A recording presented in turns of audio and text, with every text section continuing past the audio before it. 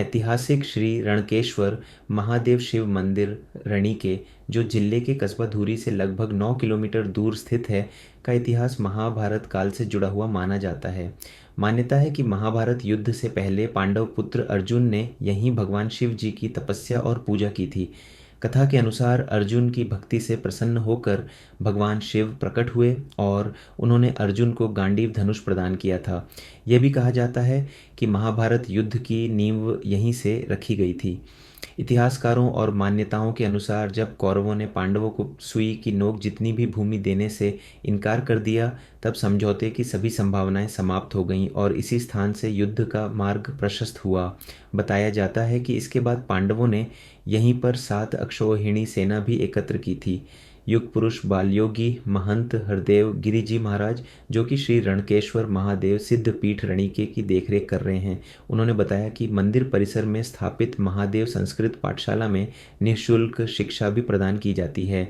यहाँ हर वर्ष महाशिवरात्रि का पर्व बड़े धूमधाम और श्रद्धा के साथ मनाया जाता है।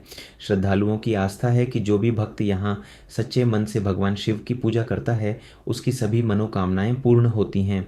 महाशिवरात्रि के अवसर पर 3 दिन का विशाल मेला आयोजित किया जाता है, जिसमें केवल पंजाब ही नहीं बल्कि अन्य राज्यों से भी हजारों श्रद्धालु दर्शन के लिए आते हैं। इस मंदिर के नाम के पीछे भी एक रोचक कथा है। कहा जाता है कि रण का अर्थ युद्ध और केशव का अर्थ भगवान श्री कृष्ण होता है। मान्यता के अनुसार भगवान कृष्ण द्वारा यहाँ युद्ध की रचना योजना किए जाने के कारण इस मंदिर का नाम रणकेश्वर पड़ा। इस मंदिर में स्वयंभू शिवलिंग स्थापित है, जिसे भगवान शिव का दिव्य स्वरूप माना जाता है। दूर दूर से लोग इस स्वयंभू शिवलिंग के दर्शन के लिए आते हैं और अत्यंत श्रद्धा भाव से पूजा करते हैं।